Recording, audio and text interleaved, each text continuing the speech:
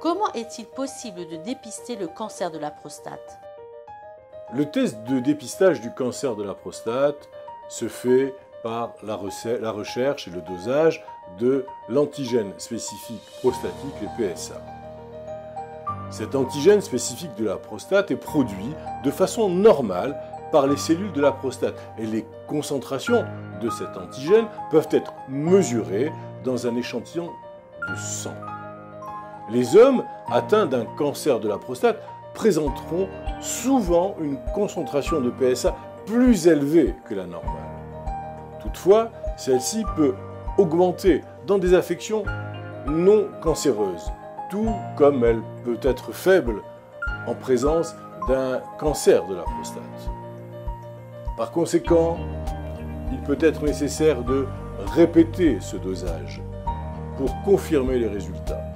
Si plusieurs examens donnent des concentrations de PSA élevées, le médecin peut demander et doit demander une biopsie.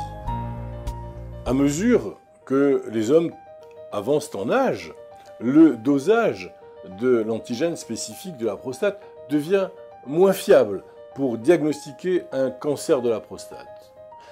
Demandez à votre médecin si vous devriez avoir recours à un dosage de l'antigène spécifique prostatique.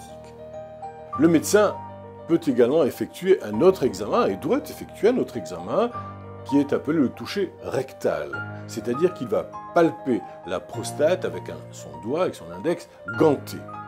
Si la palpation révèle une anomalie ou si les concentrations de PSA sont élevées, il ordonnera une ponction biopsie à l'aiguille qui consiste à retirer des cellules de prostate au moyen d'une dizaine de petites ponctions effectuées avec un pistolet biopsique.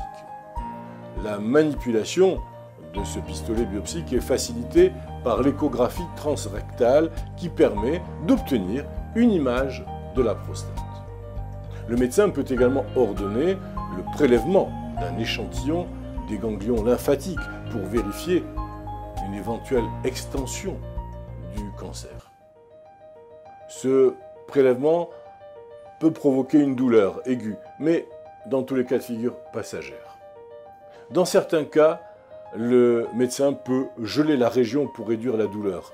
En effet, si les résultats évoquent un cancer, le spécialiste, l'urologue, le chirurgien urologue, évaluera ensuite la taille, le stade et le grade de la tumeur.